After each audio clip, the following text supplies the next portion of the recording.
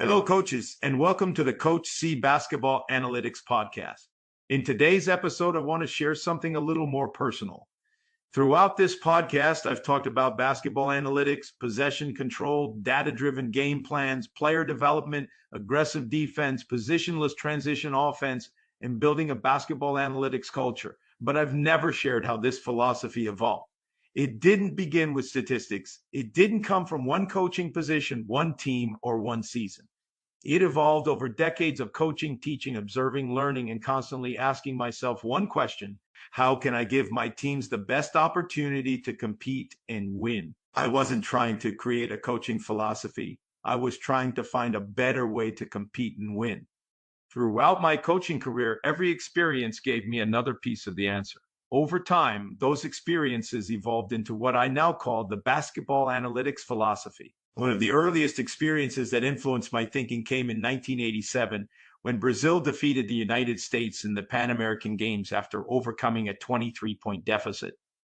The three-point shot had recently been introduced into international competition, and Brazil showed how effectively it could be used within the transition game. Instead of always finishing the fast break by attacking the basket, Brazil was also pulling up successfully for three-point shots, scoring 3 points while using very little possession time.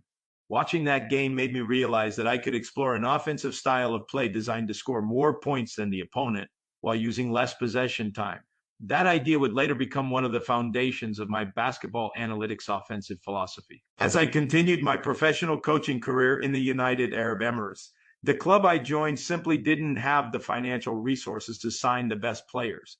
Winning wasn't going to come from signing the best players. It had to come from developing the players we already had. That challenge forced me to find better ways to develop players, accelerate their improvement, and prepare them to compete at a higher level. At the same time, we played an aggressive defensive style and a fast-paced transition offense. I didn't call it basketball analytics then, but I was already searching for ways to create more scoring opportunities, score more points, and gain a competitive advantage. During that time, we enjoyed success. In our first season, we earned promotion from the second division to the first division. In our second season, we reached the Final Four, defeating some of the league's powerhouse teams. Those accomplishments led to my invitation to become a member of the Basketball Development Board of the United Arab Emirates Olympic Committee. It gave me the opportunity to contribute to the development of basketball beyond my own team.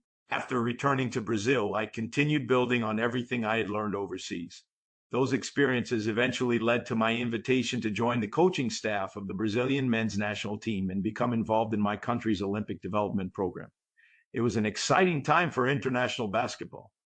For the first time, NBA players were allowed to compete in FIBA competitions and the Olympic Games. We competed in the FIBA Americas Championship in Portland, Oregon, to qualify for the 1992 Olympic Games in Barcelona. During that tournament, we played against the original Dream Team. Brazil later finished fifth at the Olympic Games, losing only to the Dream Team. Working with the national team reinforced another important idea. A team could be highly structured without becoming predictable. The system wasn't there to limit the players. It was there to maximize their strengths.